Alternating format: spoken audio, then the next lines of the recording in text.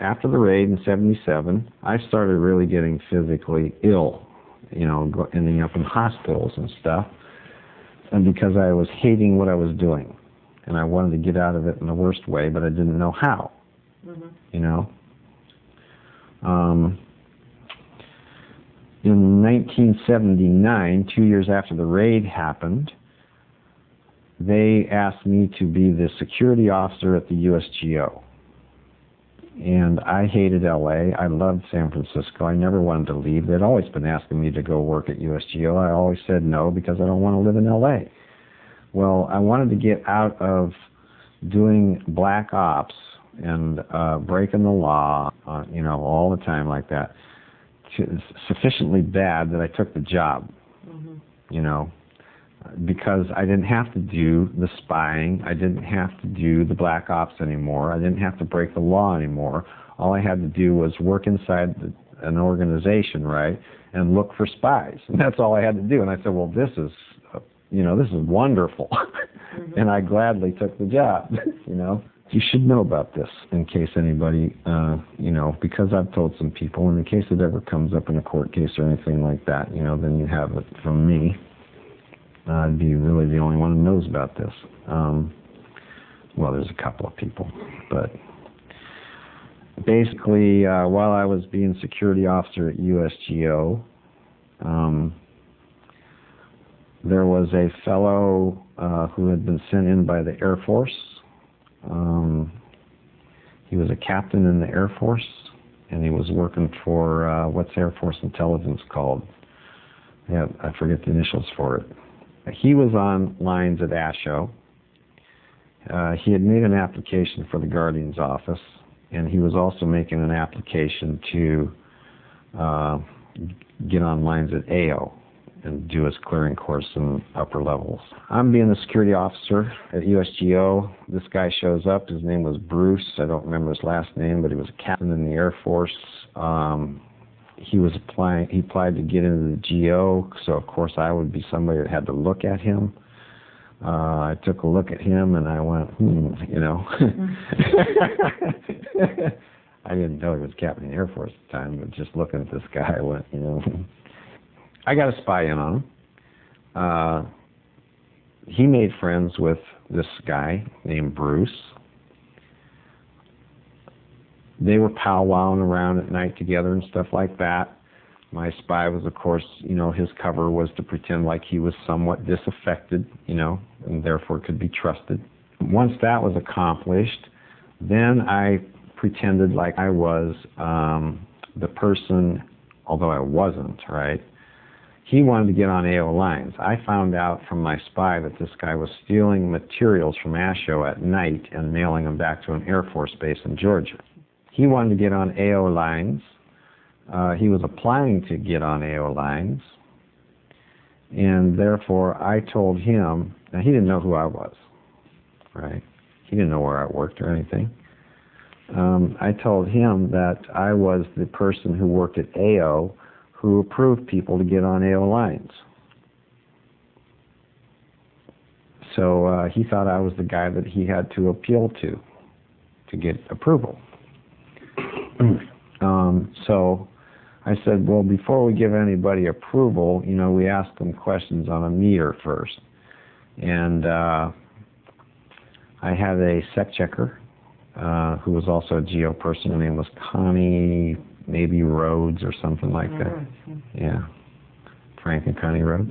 Yeah. She, you know, I liked her. She was tough. Yeah.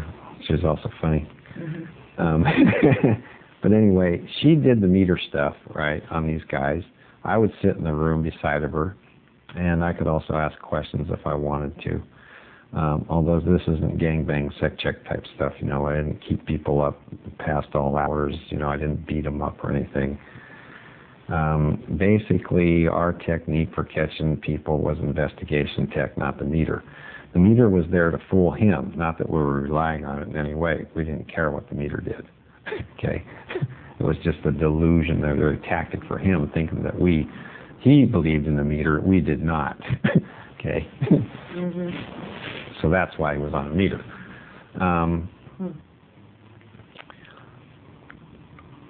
So anyway, I would go down and ask him questions every night for about a week, things that I wanted to know.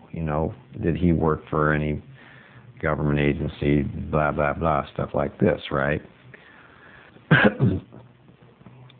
We led him to, he lied through his teeth, right, to us, and on every question I asked him. We led him to believe that we believed his answers, right? And Connie let him know that, the meter was agreeing with what he was saying. Mm-hmm. So he felt safe every night that he left our questioning session, and he went back and he would talk to my spy. And he would brag on all the lies he told and got away with. Those dumb you know what I told him tonight. Yes, and that ain't the truth. And that's how I got the whole story, see. So at the end of the 4 or 5 days of doing this, we sit down to have a meeting with the guy, right? He's not on the meter anymore. We had led him to believe all the way along that he was passing this thing, and he came in just happy as a clam, like a celebration, right? Like we were just going to write him and say, you're on the OT levels, right? That's what he thought was going to happen. He sits down that night, and I say, well, Bruce, we got a problem here. And so I start to tell him what my spy's been telling me. And he kind of turns white, and I said, now what about you being in the Air Force? So then he starts to, in the hopes of getting us to approve him, he starts talking to me, right? And he starts telling me, and he knows about what's going on at SRI. There's no way for him to know what's going on at SRI, unless he was in intelligence, because nobody in Scientology told him. That's my point. The government had to tell him about it. So he lays it all out. And I say, well, who's your case officer, and where are they, and what is your mission, and stuff like that. And he's over there sweating it, and he's trying to get out of this. And, in the course of conversing, he tells me, he's trying to give me presents. He tells me about the SRI stuff. He goes, you guys are considered to be a national security risk because of those experiments up there at SRI. We don't want people running around here who can exteriorize. You could spy on us, Also, those tests that you did with the magnetic fields, right? A guy could influence him with his thought. He said that we were interested in that because actually, what happened is I told him I wasn't going to let him on when he spilled all his beans because the jig was up, And he goes, what we thought we could do, and that's when he told me we got 100 guys back in Georgia waiting to do this stuff as soon as I send it to them, right? What we thought we could do is if they fired their missiles at us, right, because the magnetic field is the guidance system on a missile, if we could have our own OTs, turn them around and send them back down the hole they came out of. See? That's what they were looking at. So that's where that whole story comes from, is from that guy.